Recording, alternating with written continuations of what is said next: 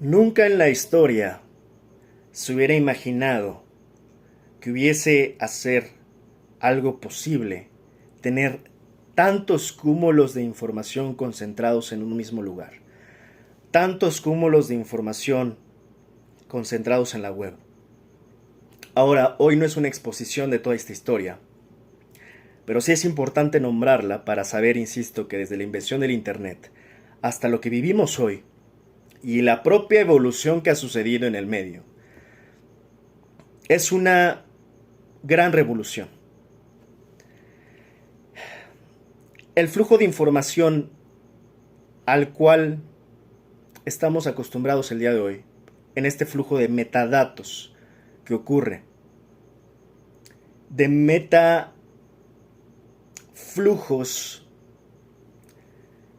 de datos, de información,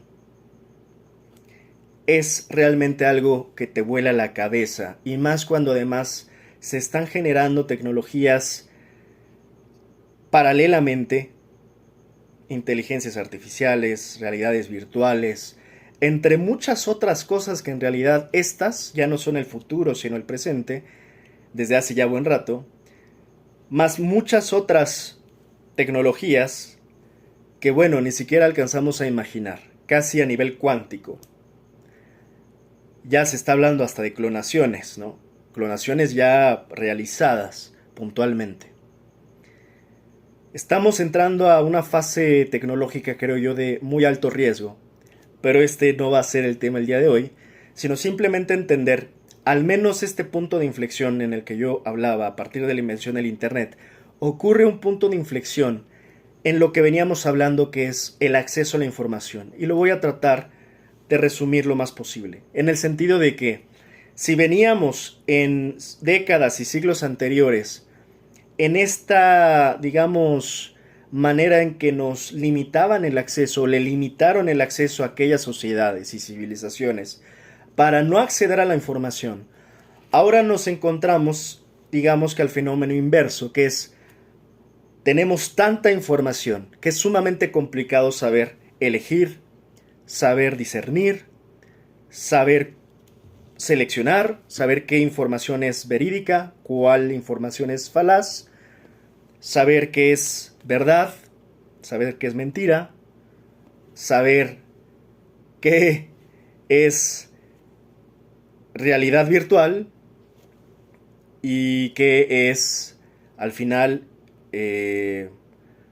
pues lo real. O sea, ya estamos prácticamente entrando a una, insisto, como empecé definiendo, a esta época de la posverdad, en donde va a llegar un punto tan complicado donde ya no vamos a poder alcanzar a distinguir tan fácilmente lo que es ficción y lo que es real, porque evidentemente los riesgos enormes que vienen a través de la inteligencia artificial se suman a las ignorancias previas. O sea, no, y esa es una parte sí, creo yo, interesante.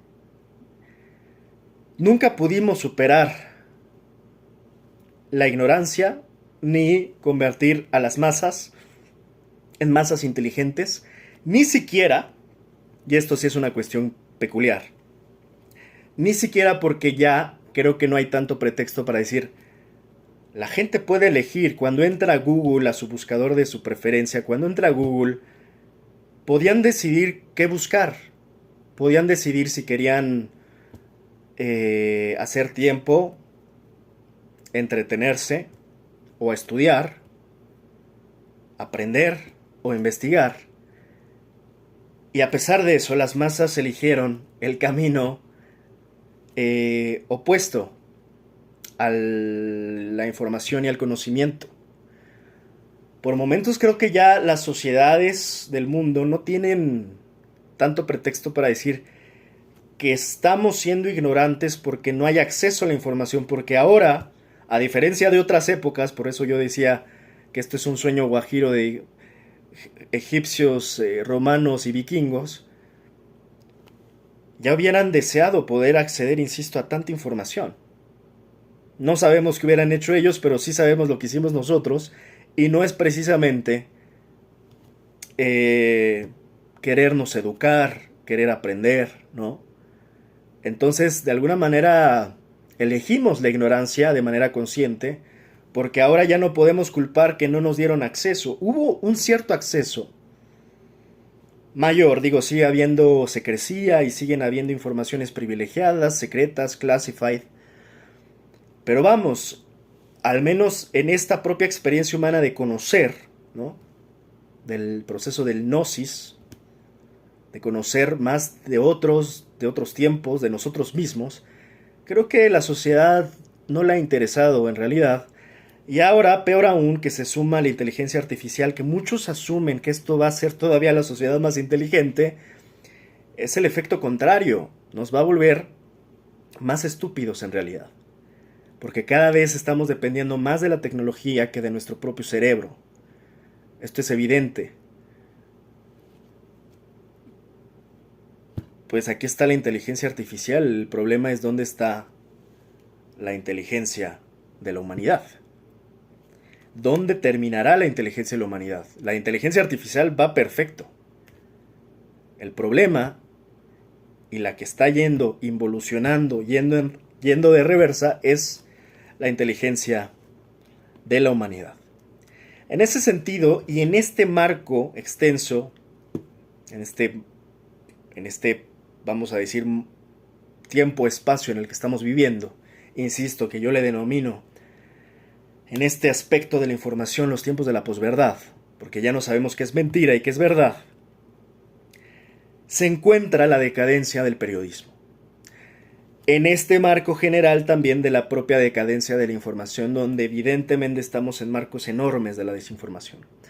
Ahora, esto fue el panorama global general, pero en realidad todo esto lo quería aterrizar al caso puntual de México. Hace algunos meses, en los últimos meses de gobierno de AMLO,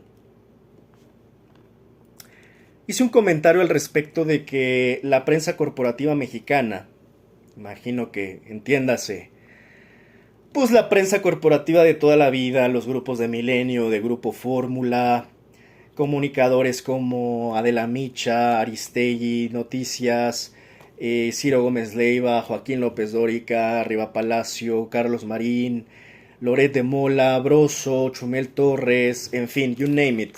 Pero creo que ya saben a quiénes me refiero, ¿no? Pues finalmente ya estaban en decadencia, precisamente, en peligro de extinción. Y pues ahí están, justamente en este momento, en este preciso momento, todos estos mercenarios de la información están extinguiéndose. ¿Por qué? Pues lo hablé, hoy no quiero extenderlo demasiado hoy, aquí. Pero en síntesis, pues porque ya pasó su tiempo, porque no pudieron adaptarse, porque pues nunca terminaron siendo realmente indispensables, eran desechables, y más en tiempos donde evidentemente ya no pudieron adaptarse. Ellos vivieron en una época muy distinta, ¿no? Donde los medios estaban controlados a partir de las concesiones, grandes concesiones de televisión. Son hijos al final de Televisa, son hijos al final de TV Azteca, son hijos de Saludowski, son hijos de Javier Alatorre, son hijos de López Dóriga, pero al final, es más, yo a veces todavía veo a Chumel Torres y siento que es nieto así, pero directo de López Dóriga. Chumel Torres, y eso que ya es una generación teóricamente más reciente, se ve igual de decadente que López Dóriga, ¿no? O sea, dices, es que, mijo, o quieres hacerla de estandopero o quieres hacerla de periodista, pero las dos no creo que te salgan. Porque igual ni para una ni para la otra la armas, ¿no? Entonces, sin extenderme tanto en eso que yo ya había comentado, pues todo este grupo de, siempre ocupo esta frase para definirlos, de mercenarios mal llamados periodistas mediáticos, al final pues están en este proceso, en el proceso de la extinción total. Desafortunadamente, cabe decir, ¿no?, que estos mercenarios pues al final siempre estuvieron defendiendo a sus patrones, a sus empresas, a sus intereses, bien pagados por supuesto, por eso digo que son mercenarios, pero pues sin el más mínimo de dignidad y de principios. Hay quien pues es capaz de venderlo, vender su dignidad y sus principios. Dice, ¿cuánto me vas a pagar? ¿No? Pues son estos, por eso les llamo mercenarios, los que no les preocupa en absoluto su propia dignidad y sus principios. O sea, para ellos es algo totalmente subastable, ¿no? Negociable, transaccionable. Hay gente así y esa es la prueba. Desafortunadamente. Yo en ese comentario hablaba de que había una transición de estos medios corporativos a los medios digitales, una apertura, una democratización, pues de nuevas alternativas, de nuevos medios, nuevas formas. Todo esto pues principalmente a través, insisto, de los medios digitales, donde claramente yo lo hablaba en ese video porque cabe decir que ese comentario surgió a partir de la invitación que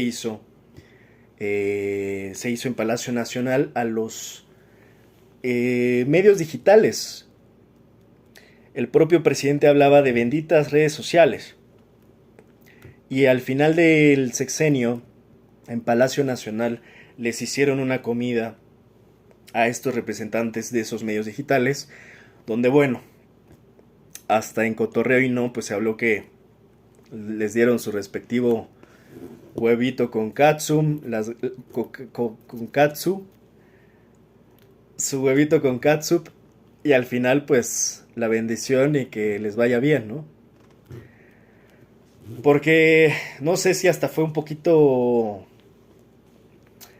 astuto, ¿no? La forma en la que, no sé, igual y esperaban que los recibieran de manteles largos, pero al final, y es para donde voy, yo hablaba que al final esa transición iba a ocurrir y finalmente que además, que no estuviera definido en su postura política, o sea, si eres de izquierda o de derecha, desde el lado del, vamos a llamarle periodismo, que ya hoy, insisto, está hasta complicado, porque ya no sé si esto que estamos viviendo es periodismo, pero bueno, aquellos que se jactan de ser periodistas, si no estaban marcados en qué línea están, izquierda o derecha, ya estaban prácticamente fuera. Esta frase de fuera máscaras de AMLO me parece sumamente útil en un país tan doble moral como México. Porque tú vas a Argentina y la verdad es que allá no hay demasiado, no escatiman demasiado en moralidades, porque allá tienen definiciones muy claras, políticamente hablando, y la sociedad está politizada, no se da golpes de pecho, no se alarma, no se asusta, ¿no? En los debates, en las discusiones, y no hablo de los debates políticos, hablo de que en la mesa, en la sobremesa argentina, tú puedes hablar de política, porque allá se habla política desde siempre. Porque la sociedad argentina está politizada, ya hablaré después de esos procesos, como por ejemplo en Chile, como en otros países que suele ser pues la política el pan de cada día. En México apenas estamos aprendiendo a hablar de política, porque como yo inicié hablando, había mucho tabú al respecto. Hasta la fecha todavía no se puede hablar así en cualquier mesa, en cualquier lugar de México tan abiertamente de política, de religión, de sexo y religión. Hay mucho todavía, insisto, tabú, doble moral en estos temas. Entonces, era inevitable la transición de estos medios digitales y de sus representantes. Cuando AMLO dice fuera máscaras me parece muy prudente, porque quien no se quitara las máscaras, como por ejemplo un Riva Palacio que toda la vida ha sido prianista, y que son de estos que se dicen, no, yo soy apartidista, no defiendo a uno ni al otro, pero que muera Morena. Y es lo único que critica, ¿no? Solo le tiran a Morena. O como una Denise Dresser que decía, no, yo no soy oposición. Yo soy una ciudadana apartidista que le preocupa el destino de su nación, ¿no? En esta, insisto, doble moral sistemática que hay de muchas figuras, que precisamente eso fue lo que marcó su extinción. Esta doble moral, esta falta de definición. La hipocresía fue el motivo de su extinción. Y es curioso porque así como la oposición, así como la hipocresía fue motivo de la extinción de la oposición, pues también fue motivo de la extinción de los supuestos periodistas de la oposición. Yo creo que les hubiera ido mejor si de inicio decían, mira, somos de derecha, apoyamos esto y criticamos aquello. Pero nunca tuvieron ni siquiera ese mínimo de valor de decir, sí somos, sí apoyamos, a quién apoyamos, porque es muy fácil también ponerte en el plan de atacar a Morena, pero tampoco revelar qué es lo que sí apoyas. Ok, ya sabemos que no apoyas, pero ¿qué sí apoyas? Y además, ¿qué propones? Porque pues tampoco nos las podemos pasar nomás en la crítica, ¿no? O diciendo que todo está mal. Porque así sería muy sencillo, imagínense, ni siquiera habría tanta ciencia. Si el chiste es criticar, pues bien fácil todos podríamos decir, pues todo está mal, el gobierno todo está mal, el gobierno es un ratero, que digo es la cantaleta que todo ciudadano del mundo dice. Sí, pero luego ¿qué? O sea, ya sabemos que los gobernantes están mal, pero luego ¿qué? O sea, no te puedes limitar a eso, porque es una crítica, yo diría, de lo más, ya no solo absurda, inútil, ¿no? O sea, es totalmente eh, irrelevante, porque no te lleva a nada. Entonces, es así como se extingue, estoy hablando de los dinosaurios mercenarios, de un viejo sistema, de la vieja escuela corporativa, de la prensa corporativa de este país. Ahora, esto no se queda ahí. Si bien hay una transición ya hacia los medios digitales, y si bien incluso del lado de la izquierda también hay una vieja escuela, porque tampoco se puede negar, hay una vieja escuela editorial de prensa corporativa también de la izquierda, ¿eh? O sea, de aquellos que publicaban en los grandes diarios, periódicos de circulación nacional, entre otros que aparecían en radio, en televisión. O sea, también tampoco podemos decir que allá no había, también los hay. Y al final todos, de un lado y del otro, se tuvieron que mudar casi a la de fuerza, pues a los medios digitales. Y yo siento que se tardaron años, ¿eh? O sea, se tardaron tanto que como que siento que en esa negación se tardaron al menos años en que como que no creían, ¿no? Que la televisión fuese a pasar a mejor vida. O sea, desde ahí, ¿no? ¿Cómo les ayudamos, no? Era algo evidente, es más, tan evidente que los propios youtubers ya estaban haciendo grandes negocios, se veía la tendencia de crecimiento de los medios digitales desde esos tiempos, pues, o sea, se les durmió el gallo dos veces, porque era como de, ¿cómo no se dan cuenta que el futuro está allá? Así que al final todos se mudaron, sea de izquierda, sea de derecha, todos se mudaron a los medios digitales. Pero hoy curiosamente ya no voy a hablar de los de derecha, ni de la prensa corporativa, de derecha entre comillas, ya lo he explicado, ¿no? Al menos creo que es más preciso definir, más que de derecha, la prensa corporativa antimorena o antiizquierda. Creo que es mucho más sencillo definirlos así porque es más preciso. Porque ni de derecha son, muchas veces, ¿no? O están a medias, o bueno, mira, para más fácil era la prensa corporativa antimorena o la prensa corporativa antiizquierda. Eso sí son clarísimo, ¿no? Ahora, ¿qué pasó con los de izquierda? Bueno, izquierda. ¿Qué pasó con ellos? Izquierda, para donde quede la otra izquierda. Pues no es algo menor, y es justamente del comentario de lo que va hoy. Hay una vieja escuela también en la izquierda. Yo de hecho hay muchos de esas figuras que yo respeto. Voy a mencionar algunos. Por ejemplo, a mí me gusta Lorenzo Mayer. Meyer. Está entre Sergio Mayer y... Hay una cruzadera de cables en la izquierda precisamente. Lorenzo Meyer, disculpe, ya le cambié el nombre a un gran académico, historiador. Estoy hablando del historiador, no del encueratriz. No del Chip and Dale. Estoy hablando de Lorenzo Meyer. Ya le andaba diciendo Mayer. Discúlpeme usted. Su merced, dirían los colombianos. Lorenzo Meyer, un historiador. Es de la vieja escuela y yo diría que es eso, es historiador que al final pues aparecía, yo lo llegué a ver muchas veces siendo más casi adolescente, yo lo veía en Canal 11 en no me acuerdo cómo se llamaba creo que era Primer Plano, para darles el dato bien donde cabe decir que ahí mismo salía, por ejemplo, la impresentable de... Sí, primer plano. La impresentable de María Amparo Casar, por ejemplo, ¿no? O sea, de estas cosas que dices, es que cómo era posible, ¿no? Que está corrupta, que después además quiso ser presidenta de Mexicanos contra la Corrupción y que hoy sabemos es probablemente la más corrupta de la nación, pues apareciera, ¿no? Bien campante como una gran analista en ese programa también, en primer plano. También estaba había otro, Kurchenko, no me acuerdo cómo se llamaba. En fin, Curcio, ¿no? Creo que es Curcio. Bueno, el punto es que de estos, yo el que me agradaban sus intervenciones y bueno, su preparación, en fin, Lorenzo Meyer. Por ejemplo, también me gustan las columnas de Cepeda Patterson, me parecen interesantes. En fin,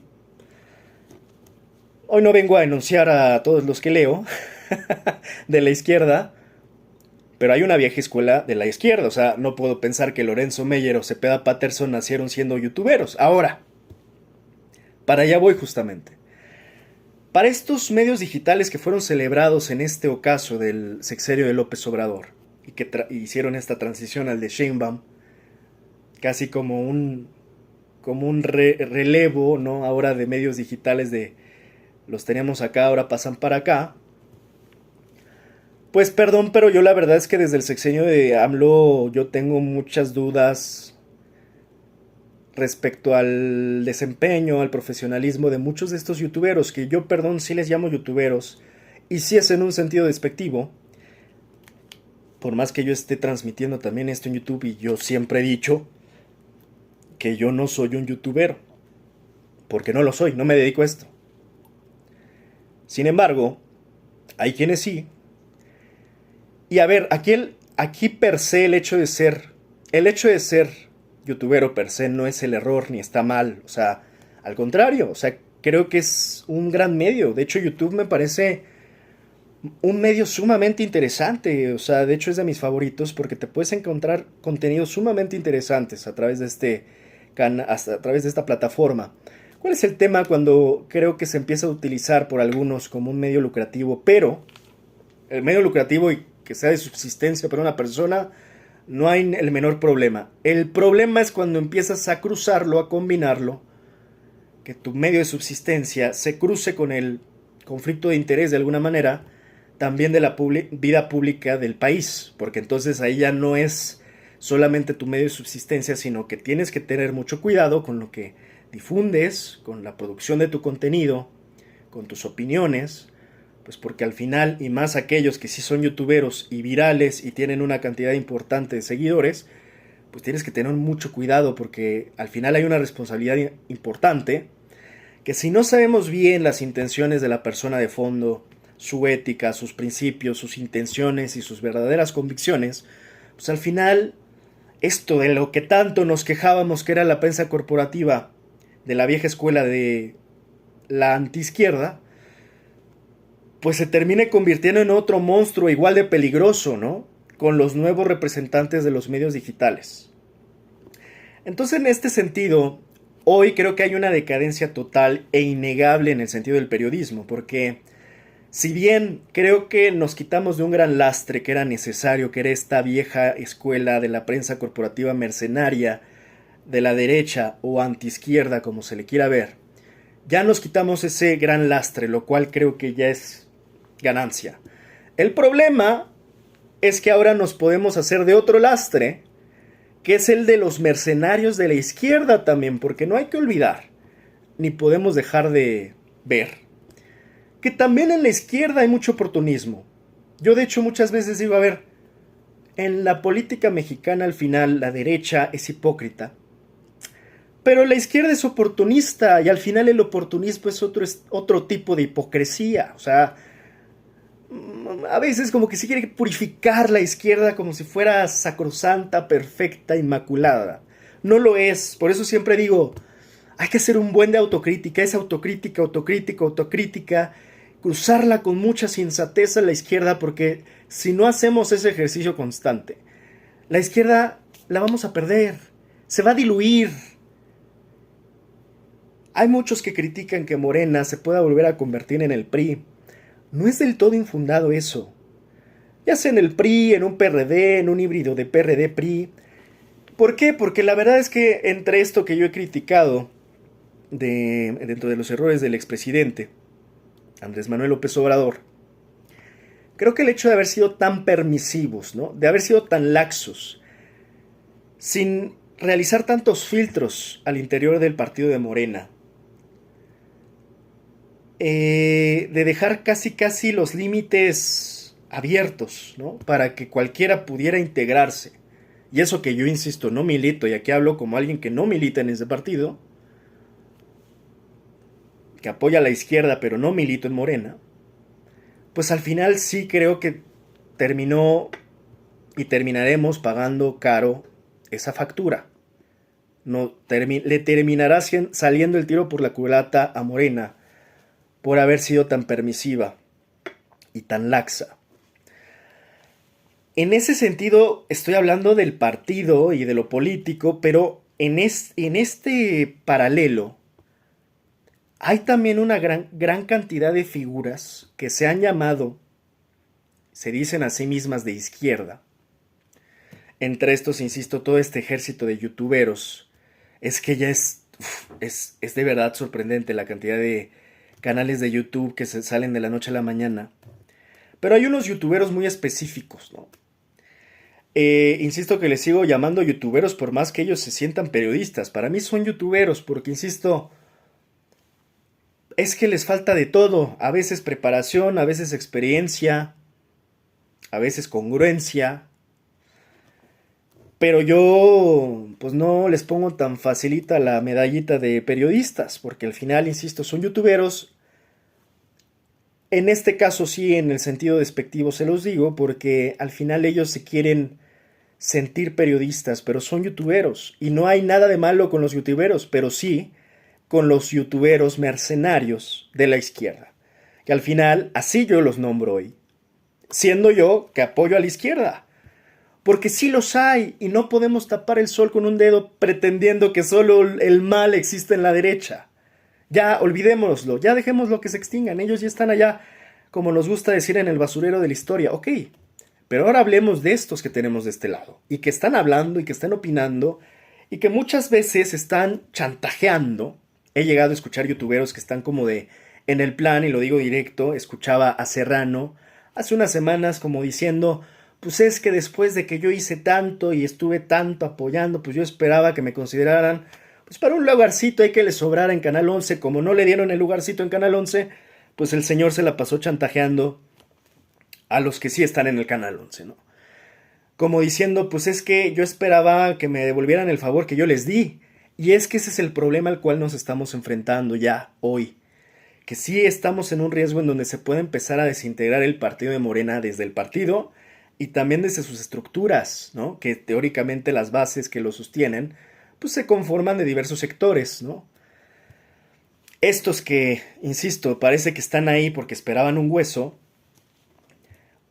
pues al final, ¿qué de izquierda convencida tiene eso? Al final terminas comportándote, pues como un sabueso, ¿no? O sea, si no me dan esto, me voy. Si no me dan esto, chantajeo. Si no me dan esto, me volteo. Si no me dan esto, los traiciono. Hablo mal de ellos, ¿no?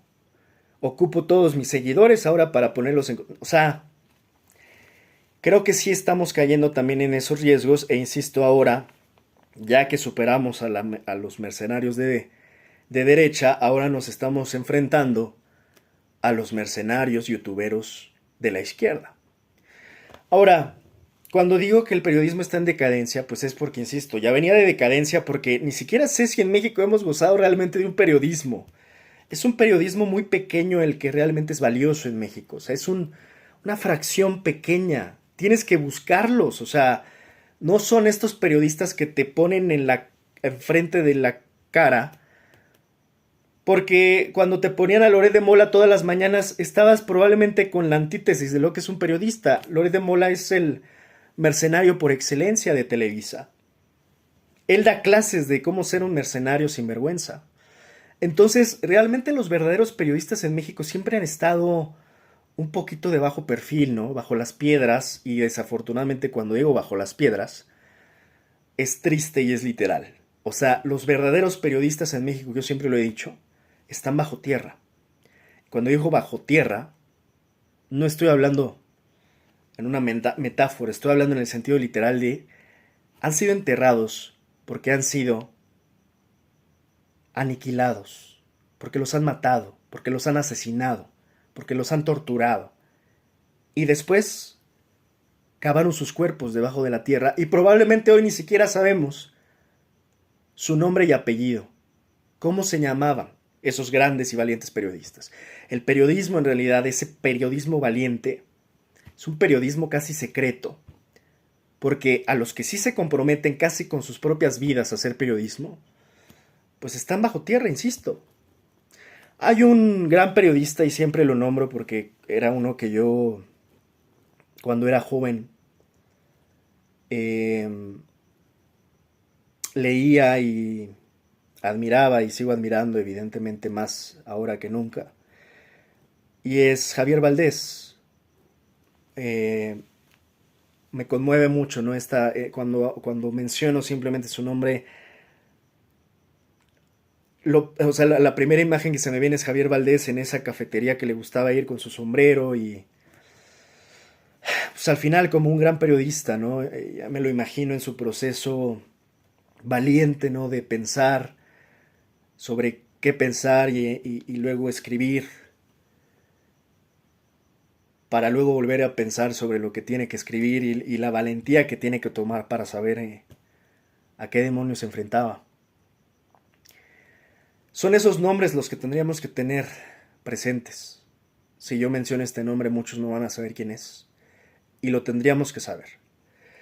Entonces, hoy estamos en estos tiempos de posverdad, donde incluso se hacen a veces estas distinciones recurrentes que si es periodismo de investigación, no es que es periodismo nomás a secas, que es periodismo de opinión. A ver, quien te diga esto no tiene ni idea. Ni de una cosa ni de la otra, y menos en el contexto en el que estamos viviendo. Insisto, ya de por sí estamos en tiempos de posverdad. Hoy el único periodismo que debe de existir es que no hay más. Es el periodismo de investigación. Así que o estás haciendo periodismo de investigación o no estás haciendo periodismo. ¿Es periodismo de investigación o no será?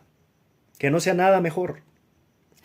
Pero es el único periodismo que debe de existir hoy, porque es el que tiene que estar basado en datos. Y sí, a partir de ahí ya se podrán analizar y comentar y decidir y opinar, pero todo a partir de los datos. Esto de periodismo de opinión me parece sumamente ambiguo, sumamente vago. El periodismo que no sea de investigación, insisto, pues ¿para qué te sirve? O sea, ¿de qué va? Porque ¿de qué nos va a servir estar haciendo un periodismo de chismes como si fuera ventaneando, ¿no? O sea, aquí la nación requiere periodistas de investigación. Y yo diría, es que ya no le llamen de investigación, el periodismo inherentemente tiene que ser de investigación. O sea, que le nombren de investigación, desafortunadamente creo que se debió justamente a tener un cúmulo de tanto periodismo mal hecho que seguimos padeciendo y se sigue reproduciendo y se sigue haciendo. Por eso digo que el periodismo está en decadencia. Porque no hay periodistas de investigación, hay periodistas de ocasión. Y hoy, peor aún, tenemos youtuberos que se hacen pasar por periodistas de ocasión. Que es como, es que aquí mi amiguito me dio estas cosas, entonces eso ya siento que es periodismo de investigación. No, mijo, el hecho que te hagas amigo de alguien con este conflicto de interés, y sí, estoy hablando de Pedrero y Priego, y que te dé los cassettes en la mano, mijo, ay, pues es que parece que naciste ayer, en efecto. No parece, naciste ayer, en efecto. Imagínate aquellos de la época de Scherer, ¿no? Los reporteros, los periodistas de la revista Proceso. Imagínate que la gente así de, sí, mira, aquí está toda la evidencia, públicalo en tu canal de YouTube y a ver cuántos seguidores obtiene. y luego llévalo a la mañanera para que todavía tengas más seguidores en YouTube. Me parece la manera más mercenaria en la que puedes reducir una gran labor periodística y todavía jactarte de sentirte el gran periodista después de hacer una gran investigación que te dieron en la mano otro oportunista mercenario que es el candidato Gutiérrez Priego, que bueno, ya de él hablé demasiado, que pues obviamente lo hace con toda la intención de un beneficio personal, al final es un ganar-ganar, ministro periodista o candidato a ministro periodista, de pues ganas tú, gano yo. ¿Qué clase de periodismo es ese? Pues no, es un periodismo mercenario también, del mismo que nos veníamos quejando del otro lado. Entonces nos estamos enfrentando a esto, a los youtuberos mercenarios también, que se hacen pasar y se creen los grandes periodistas. Entonces desafortunadamente venimos de Guatemala y probablemente vamos para Guatepeor, porque al final aquí muchos de estos además a veces se hacen pasar que yo simpatizo con este, simpatizo con aquel, apoyo al político Adán Augusto, pero tal vez mañana se me antoja apoyar a Monreal y después a Ebrard, y así andan, o sea, casi como vendiendo sus lealtades. Y yo le decía hace poco, una gran ventaja de los que podemos hablar en libertad, y muchos no lo alcanzan a notar. Yo por eso no me ato, porque siento que en el momento en que te atas a alguien y te juras a alguien, pues pierdes esa libertad. Estás de alguna manera secuestrado siempre por una empresa, por una corporación, por un partido. O sea, los que podemos hablar en libertad y opinar lo que queramos, que para mi gusto no hay comparación del privilegio de poder ser libre y no tenerle que deber cosas a nadie, ni lealtades, ni simpatías, ni lambisconerías, pues al final nos permite esta libertad de poder hablar, de poder pensar. En este sentido, muchos de estos no pueden hacer lo propio, no pueden hacer lo mismo. ¿Por qué? Porque pues ya se comprometieron con uno, con el otro, ya pidieron un favor por aquí, por allá, ya le lamieron las botas a este y a aquel. A veces es curioso, pero terminan funcionando como políticos también, ¿no? O sea, con este tráfico de favores, con este tráfico de influencias, insisto, el ejemplo por antonomasia hoy es ver cómo este youtubero Manuel Pedrero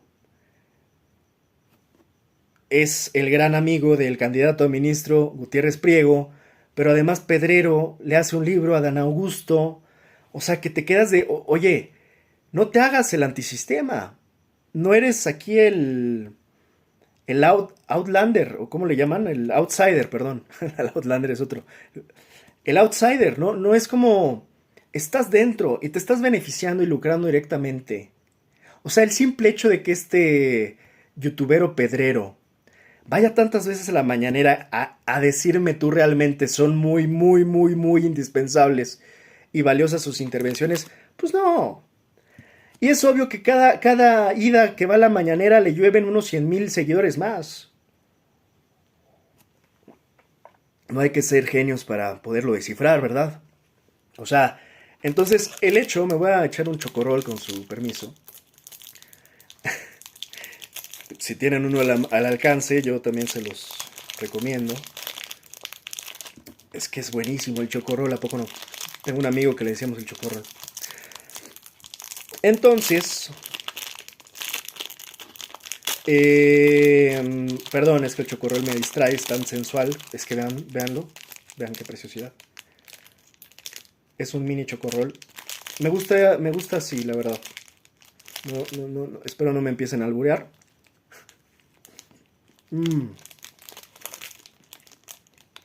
Deli. Bueno, a eso nos estamos enfrentando hoy, ¿no? Mercenarios de la izquierda mediática,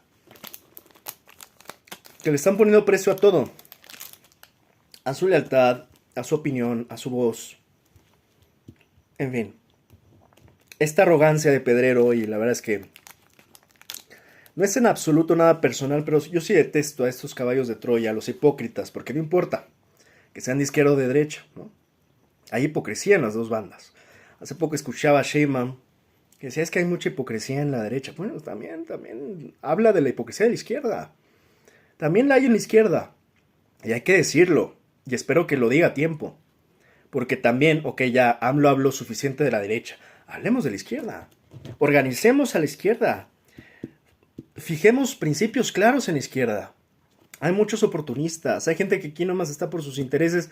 Al final, entonces, ¿cuál es la gran diferencia de la izquierda y la derecha? Si en cualquier momento es un gatopardismo, o sea, en cualquier momento es la misma gata pero revolcada, en cualquier momento la izquierda se va a transformar en la derecha.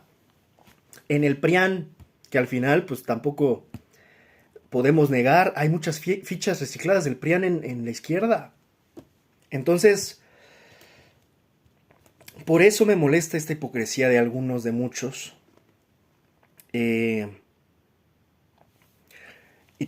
Insisto, no es nada personal con Pedrero, pero sí creo que sus formas, por ejemplo, ahora que todavía que le dan la evidencia, ahora sí que se la dan peladita y en la boca,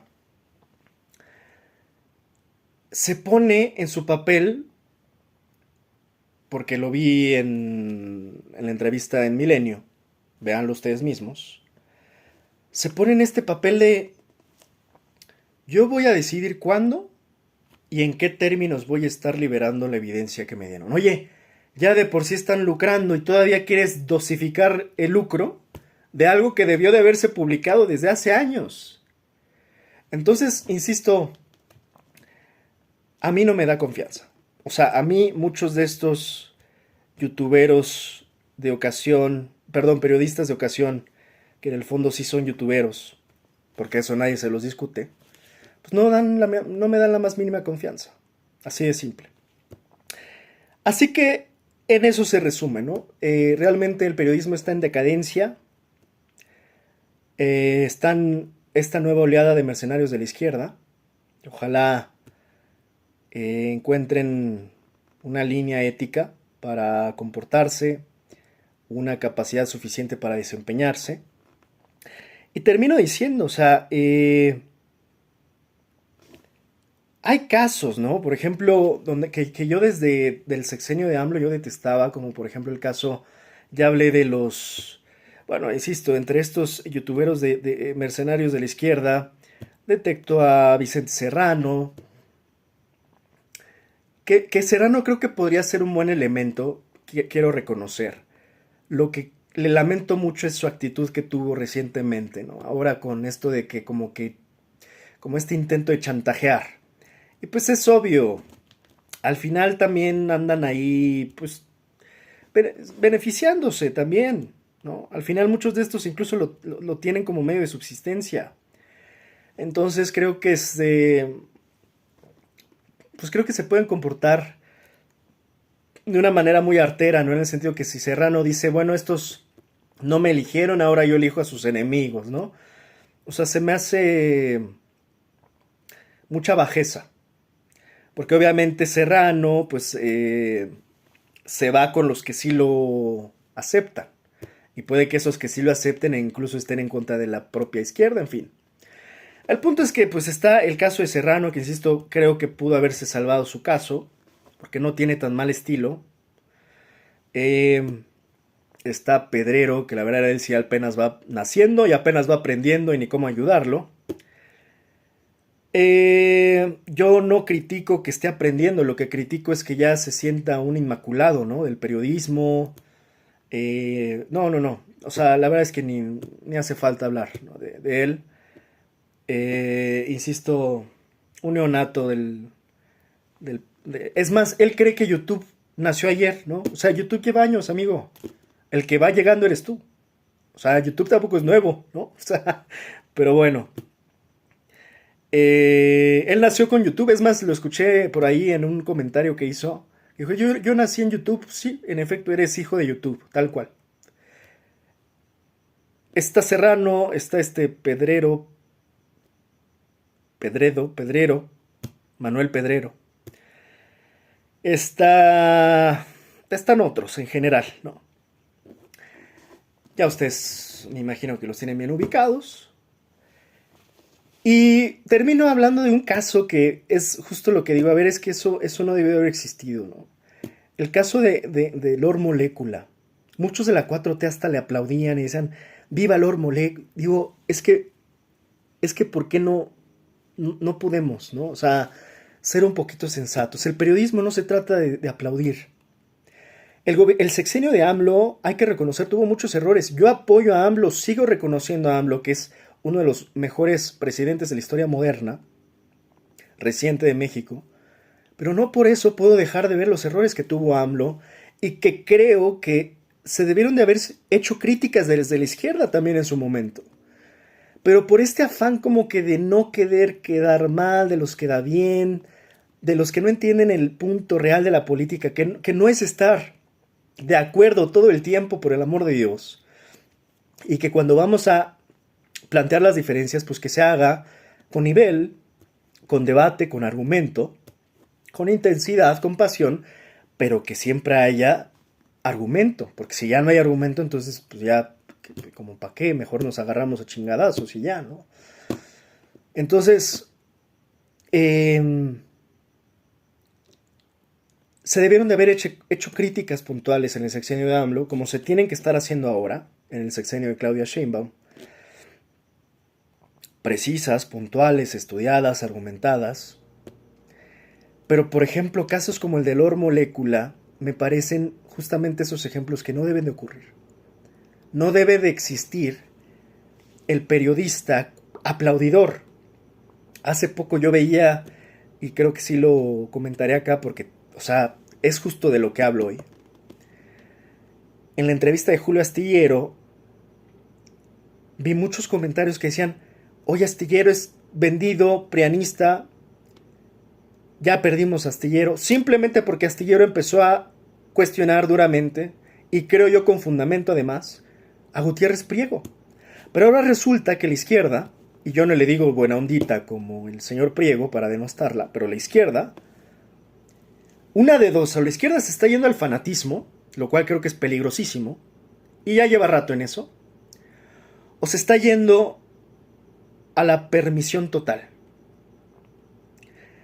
Estamos en unos extremos bien riesgosos, ¿no? Del fanático, del permisivo, del que da bien, donde al final a ver lo que está bien es así de claro, pues está bien. Y lo que está mal, pues lo tenemos que criticar, lo tenemos que señalar, lo tenemos que cuestionar. No porque venga de AMLO, porque no tenemos que endiosarlos. Son humanos y además están encargados del destino, en gran medida, de la nación, y en gran medida eso nos va a afectar al resto de los ciudadanos. Entonces, empecemos por entender que no hay que endiosarlos, que son humanos y que sus errores debemos de criticarlos y cuestionarlos. Entonces decían que Julio, por cuestionar con fundamento a Priego, ya era un vendido, un palero, un prianista. O sea, dije, es que, qué peligro, porque ya vamos a empezar justamente a caer en absurdos, y eso nos va a llevar en verdad a un lugar muy peligroso, donde al final lo único que vamos a ver es buitres y carroñeros queriéndose comer hasta los huesos, entre todos, todos contra todos. Porque ya no hay línea, porque ya no hay un líder con esa fuerza de cohesión. Hoy casi cada quien quiere estar haciendo lo que quiere. No se está respetando la línea de la presidenta, la cual creo que es un excelente elemento, la cual no tendría por qué haber duda de que hay un liderazgo, porque lo hay, y un buen liderazgo a través de una gran presidenta. Pero cada quien está haciendo lo que quiere en esta feria, incluyendo ya no solo políticos, sino, insisto, y con esto cierro, los youtuberos mercenarios de la izquierda. El periodismo en decadencia, tanto del lado de la derecha, pero también del lado de la izquierda. Ahora, se me estaba pasando, pero ahora que hablaba de Astillero, perdón, eso es el último dato.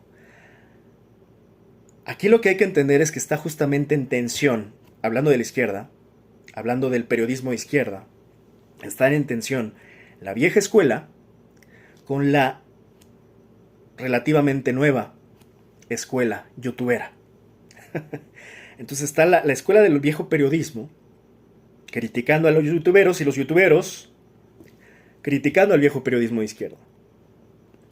Está esa tensión en esa liga que en algún momento puede que se rompa, porque, siendo muy sensatos, insisto, el youtubero es youtubero. Y yo, la verdad, si tuviera que elegir bandos, todavía me quedaría un poco más con la vieja escuela de la izquierda. Paco de Miguel, insisto, Lorenzo Meyer,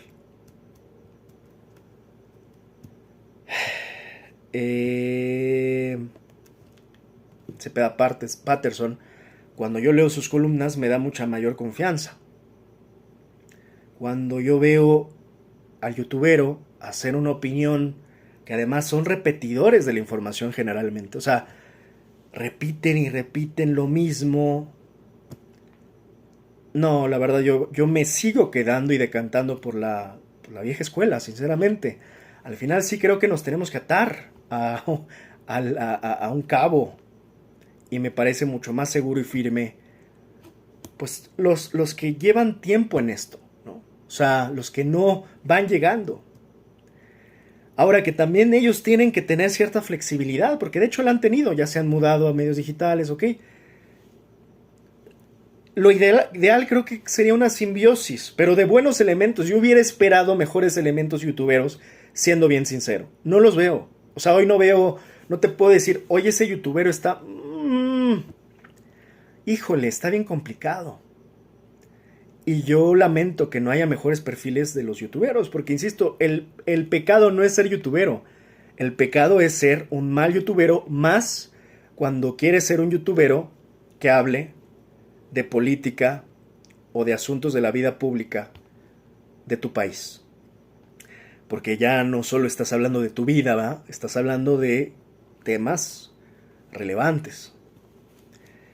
Entonces, de nuevo, ya ese era el pequeño paréntesis. Aquí al final el periodismo está en decadencia, y no importa si ese periodismo es de derecha o es de izquierda. Nos estamos viendo y seguimos con este tema.